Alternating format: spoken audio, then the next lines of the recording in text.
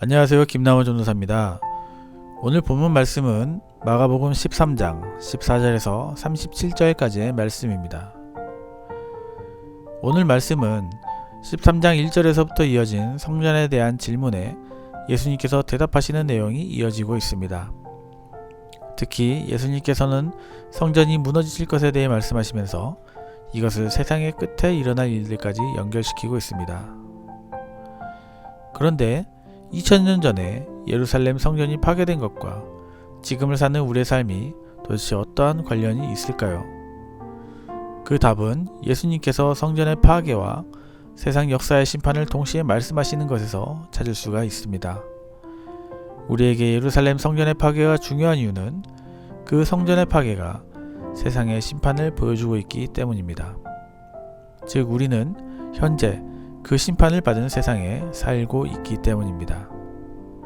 그렇다면 우리는 이제 이런 곳에서 어떻게 살아가야 할까요? 첫째로 영적 우선순위를 알아야 합니다. 본문 14절 15절에서는 종말의 때에 도망가라고 합니다.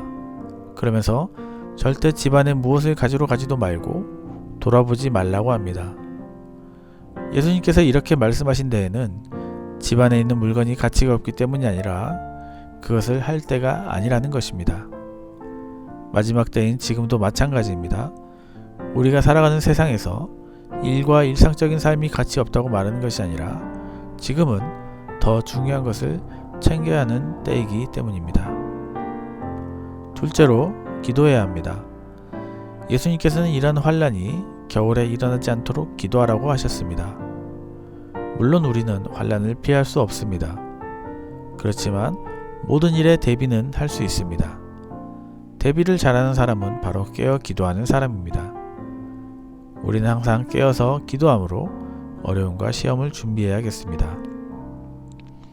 셋째로 거짓 가르침을 분별해야 합니다. 사람은 끝이라 생각하면 마음을 쉽게 내려놓습니다. 그럴 때일수록 마음을 미혹하는 것들이 많아집니다. 종말의 때에 환난과 고통으로도 힘든데 거짓 선생들과 온갖 미혹과 유혹이 택하신 주님의 백성들의 분별력을 흐트러뜨리고 이적과 기사를 내세워 그리스도까지 흉내내며 택하신 영혼들을 미혹의 길로 인도합니다.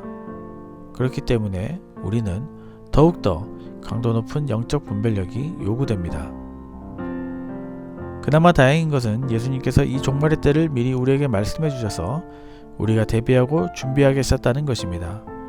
또한 환난의 시기도 그 기간을 단축해 주심으로 하나님의 백성이 생명을 보존하도록 도우십니다.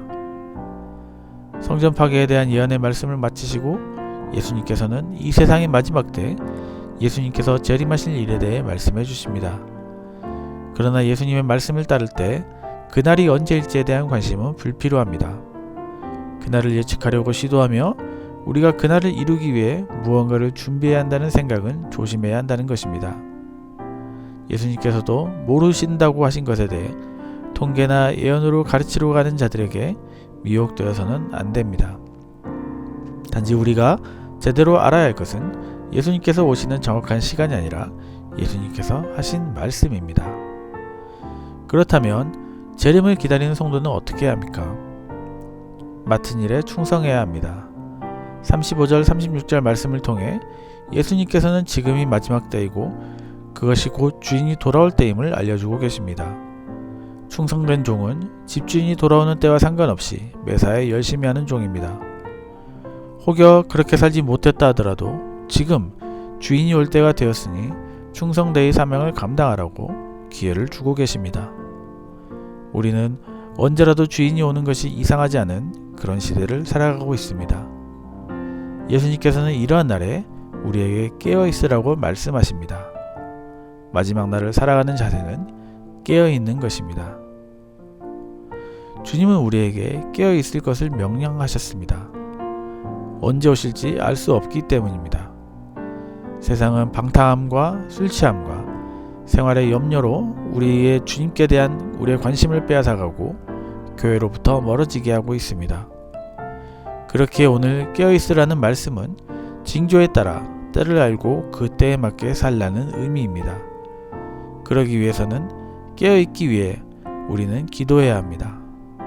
기도는 하나님과 얼굴을 대면하며 그분과 교제하는 것입니다. 예수님께서도 공생의 마지막으로 가실수록 늘 깨어 하나님과 은밀한 기도의 시간을 가지셨습니다. 그렇게 늘 깨어 기도하시고 기도로 고난을 이겨나가셨습니다. 우리도 종말과 재림의 때에 더욱 기도함으로 깨어있는 성도가 되어야겠습니다.